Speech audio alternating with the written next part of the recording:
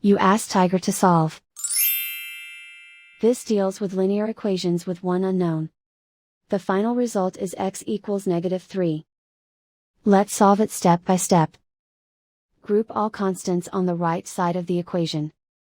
Add 3 to both sides. Simplify the arithmetic.